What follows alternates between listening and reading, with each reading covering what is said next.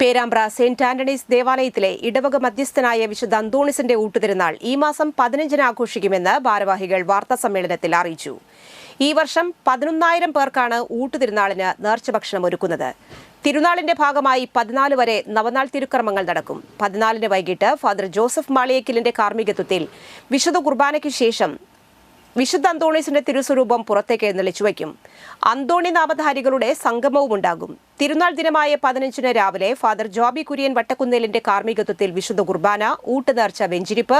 10:30-ന് father അമൽ മാളിയേക്കലിന്റെ കാർമ്മികത്വത്തിൽ ആഘോഷമായ തിരുനാൾ കുർബാന, ലതീഞ്ഞ്, നൊവേന, father Jiji കുന്നേലിന്റെ സന്ദേശം, തുടർന്ന് പ്രദക്ഷിണം, തിരുസ്വരൂപം അൾത്താരയിൽ തിരികെ പ്രതിഷ്ഠിക്കൽ, നേർച്ച സദ്യ എന്നിവ നടക്കും. വാർത്താ സമ്മേളനത്തിൽ വികാരി ഫാദർ ഷാജു കാച്ചപ്പള്ളി, കൈക്കാരൻ Babu Isaac, general convener Paulson Alappatt, publicity convener Varghese Panthallookaran എന്നിവർ പങ്കെടുത്തു. അത്ഭുത പ്രവർത്തനായ വിശുദ്ധ അന്തോണീസിന്റെ ഊട്ടുതിരുനാൾ പേരാമ്പ്ര സെന്റ് ആന്റണീസ് ദേവാലയത്തിൽ ആഘോഷപൂർവ്വം കൊണ്ടാടുകയാണ്. 10:30-ന് ആഘോഷമായ jubilee father Amal Maliyekkal RCJ, തിരുനാൾ സന്ദേശം നൽകുന്നത് ഫാദർ ജിജി കുന്നേലച്ചനാണ്.